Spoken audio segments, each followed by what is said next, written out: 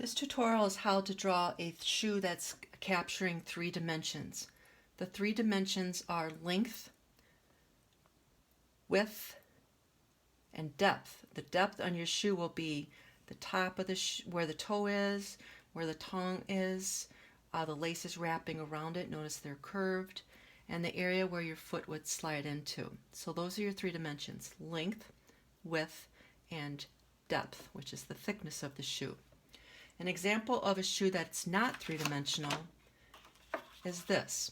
This has just 2 dimensions, length and width. This is a perfectly fine drawing for beginning artists, but we're working on in 7th grade how to become a little more advanced in our art skills. So we're going to move on from drawing from shape and learn how to draw form. When we start, the first thing I want you to do is establish some measurements of your shoe. So you want to figure out the proportion. We are going to use the opening of the shoe, the width of it, to determine how big this opening is in relation to the front of the shoe. As a general rule, this opening of the shoe is 1/3 the length of the shoe. Not always, but most of the time, depending on the shoe that you're drawing. So I'm just going to use my fingers. I'm going to open them up from where the laces start and the heel. Okay, and this is just an approximation. So that's the length. 1, 2. See that? This opening is 1/3 of the length of the shoe. So when we establish our drawing on our paper, I'd like you to try to draw as big as you can. Draw your shoes on the long paper that I provided you. If you can't find that paper, just try to find a piece of 8.5 by 11 paper, but make sure it's a decent piece, not lined paper. All right, so the first step, we are going to establish the length of the shoe, like how big we want our drawing to be. And if you can't make your shoes stretch that entire that line, don't do it. You still want to draw things in proportion. So right now I've got the bottom line established. The next step is to figure out, after you figured out the third, so right now we're going to go about, let's pretend it starts there. Here's a third, so we have 1/3. Then we are going to make sure that it's accurate, so we're going to go 1, 2. So that's pretty much where my shoe is going to end. After you've established the length of your shoe and then where the back of the shoe is, the width of where the opening is, you can kind of, looking at your shoe, how tall do you want your first line to start the shoe? So basically just start at the heel where the sole is, and then you're just going to figure out the sole is probably 1. Well, actually from the middle of my shoe it's 2 times. So if I know that I'm going to establish my shoe to be here, or my sole, 1, 2, make the sole come down more. So this is pretty much how big I want the height of my shoe. From there, you want to establish the slope of the shoe, and just think about drawing the side view of the shoe. Just think about drawing shape for now. So don't even worry about thinking about this side of the shoe where the tongue is, or the depth of where your foot would slide into. We are just focusing on the front of the shoe. So the most important part is to establish that diagonal.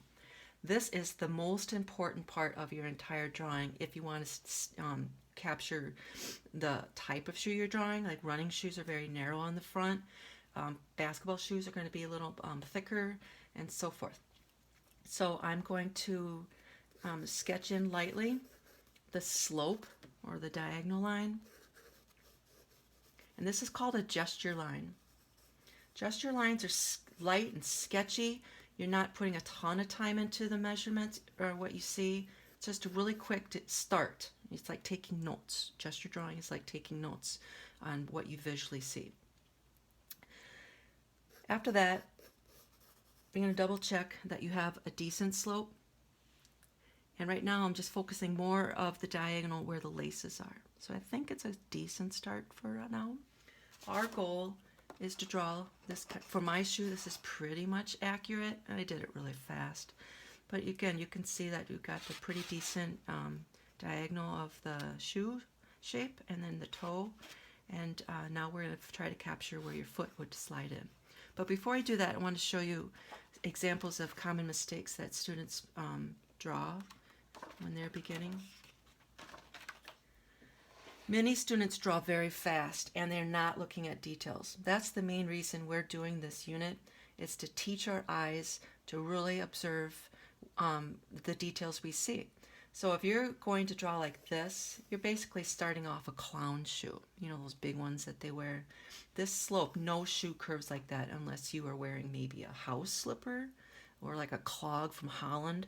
But so if I see this in your sketches, I will ask you to tweak it. Another example of a common mistake is that students make this toe area way too long and skinny, and we already know the proportions are probably a little bit off. So there's the opening. So we got 1, 2, got almost 3. So usually a shoe is only 2 times the length of the opening in the front, maybe a little more. So 2 common mistakes: sloping it too much like a big fat curve, and then way too flat on the toe. So we're going to go back to the original drawing. Again, I've drawn light, but now I'll darken it up for the demonstration. Now right now it looks a little skinny, but I haven't put the sole on it. I'm going to tweak the area where the lace will go. And now we're going to establish the curve here. One thing I do need you to pay attention to now is where is the heel in relation to the height of where the laces start. So here is where the laces begin. And you can see that the heel is lower than the height of where the laces are. So when I draw that, I have to make sure the back of my shoe is lower than the middle point actually of the shoe. If you have a basketball shoe, that slope is going to be more like this. And a board shoe like a Converse or Vans, they're probably going to be pretty even. So right now in my drawing, I have to make sure I get semi-curve. And if you notice this curve, it's gradual. It's not like this. So I'm going to draw it semi-curved. I'm going to go up. I'm going to make sure that my top or my tongue area or my laces is taller than the heel, or where your Achilles ankle bone or whatever it's called meets up. Now I'm going to start paying attention to little details as I start. So this curves in, it's not straight down. Here's an example of a shoe that goes straight down. I would be willing to bet yours doesn't do that. There's going to be little curves in where fabric or leather join up. So I'm just going to kind of sketch that in. And now I can start thinking about the sole, and this rubber part wraps around.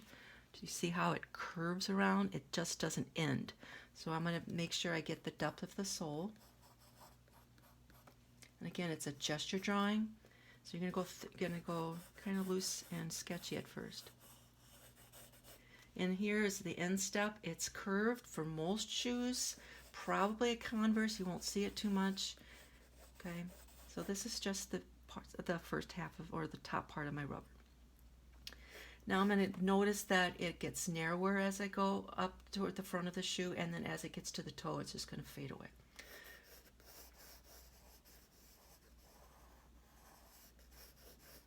Okay, now I'm going to curve this too, and really start getting the three-dimensionality of it. These are just rough drafts, so eventually when you turn in your drawings and I look at them, I'll be able to see if you understand it. If your rough draft is drawn really well, you're just going to trace it right onto your good paper. Just put your rough draft on the window, and then you put your good paper over your rough draft, and you just trace nice and clean. So you can see that it's starting to be more 3D. It's still flat, okay? So now all we have to do, and this is the easiest way, right now we have the profile of the shoe. From the slope that you created on your shoe, you want to go down into the surface of the shoe, and we're going to establish the thickness here. So in reality, this line will become the back part of your shoe. So I'm going to figure out how much of the area of the tongue I want to see so I can draw some laces. In your viewpoint, you may not see it perfectly, but I'm higher than the camera is. So trust me, I'm drawing this thickness pretty accurately. So what I'm going to do is I'm going to figure out how low I want. I want to figure out where the laces are going to end. That's another mistake. Some students make the laces go all the way to the toe. In this case, it comes about right here. So you want to do some quick little observations. Okay. And now I'm just going to make sure I draw a parallel line. This is diagonal. So this area where it's going to end up being the front of the side of the shoe where the laces will wrap around, I'm going to make sure that I'm drawing a parallel line. The parallel lines mean they go in the same direction and there's equal distance between this part of the opening for your tongue and up here. And now I know this comes back more. So now I'm going to create this.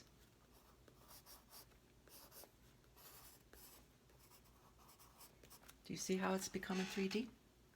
So now we're started the toe. That's looking pretty decent. We got the tongue area started, but now we need to figure out the back, and it's super easy. So basically, if you look at the shoe, we just need a parallel line. I'm going to tweak this curve a little better. And with gesture drawing, you go back and forth until you get the exact line direction you want. So in this case, I'm going to start on the other side. This is where the tongue's going to be in this area.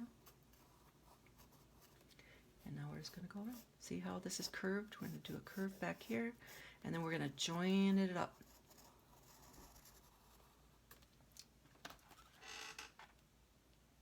From here on out, we're going to work on just basically fine-tuning some lines. I know that I want this rubber part to be thicker up here. I'm not going to spend too much on the sole. Everyone's shoes are a little bit different. When I grade these, I'm going to have you photograph the shoe that you drew, and then I'm going to have you photograph your drawing, obviously, and I'm going to compare and contrast and see if things were drawn fairly accurately.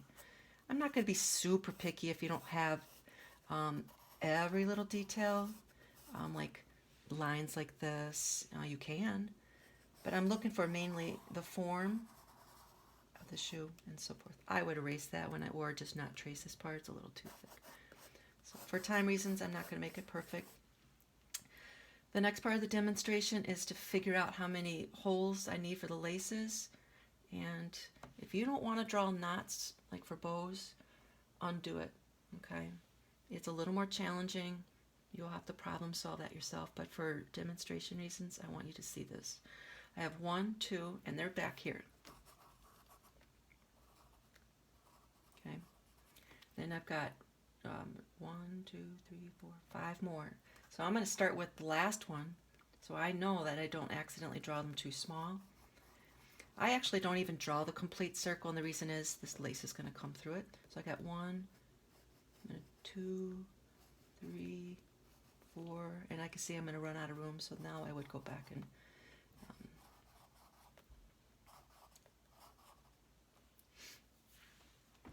see that in erase.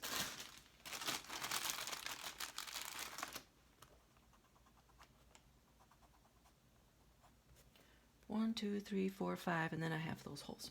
Okay? I'm going to show you the wrong way to do a lace. The wrong way to do a lace would be like this, to make them straight. Because we're flattening it.